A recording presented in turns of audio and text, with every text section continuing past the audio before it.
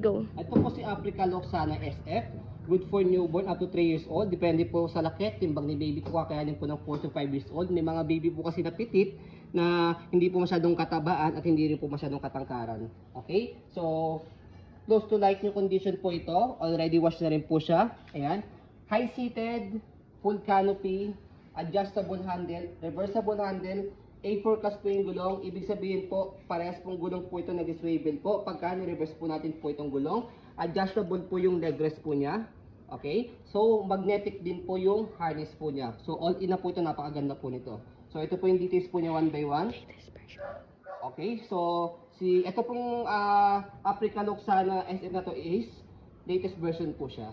Okay? Kaya magnetic po yung harness niya. So, ito po yung canopy. Wala po yung faded, walang discoloration. Okay, yan.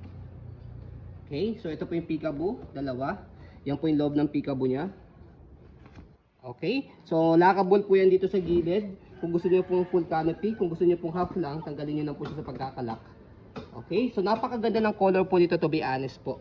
Para po kayo bumili ng brand new. Ayan. Okay, so kompleto po yung harness po niya, yung pad po niya sa head, sa body. Okay, so kapag malaki na si baby, kahit hindi niyo na siya kapag toddler na si baby, kahit tanggalin nyo na po siya para hindi po masyadong masikipan kapag nakaupo o nakahiga si baby. Pero it depends pa rin po sa inyo kasi additional comfort po siya.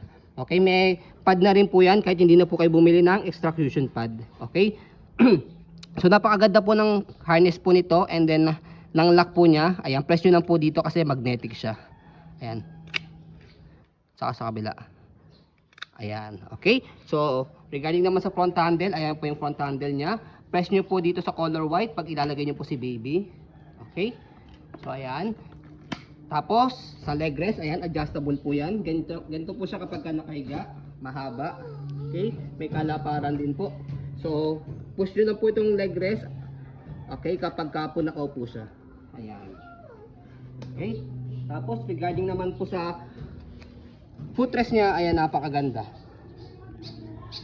Okay? So sa gulong, okay na okay din po siya. Easy to maneuver, nag-swivel. Kung gusto niyo pong one way lang, babaan niyo lang po ito.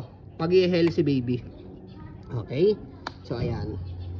So may stopper din siya. Ang purpose niya, kapag naka-reverse na po yung handle mamaya. Stopper. Body frame, napakaganda.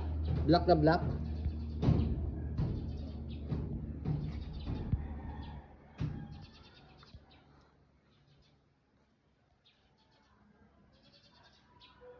Okay. Regarding naman po sa likod, ayan yung basket. Okay na okay yung basket, malinis.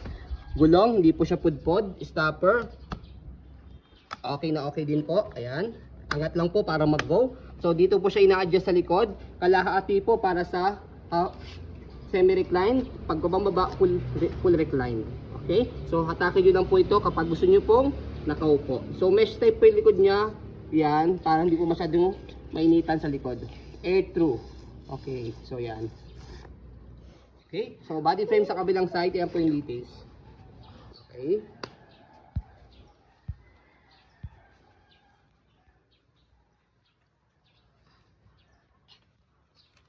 Go. Ready. Okay, so regarding sa handle, ayan, napakaganda ng handle niya. Leather po yung handle po niya.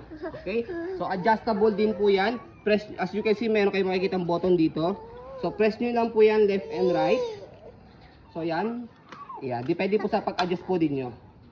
Okay, so regarding naman po sa pag-reverse po sa kanya, so as you can see, yung harapang gulong is nag-swivel, yung likod hindi. Pero kapag ni-reverse po natin yung handle, ayan, iikot po o mag-swivel po itong gulong sa likod. Ayan, shoot nyo lang po dito, angat tapos shoot.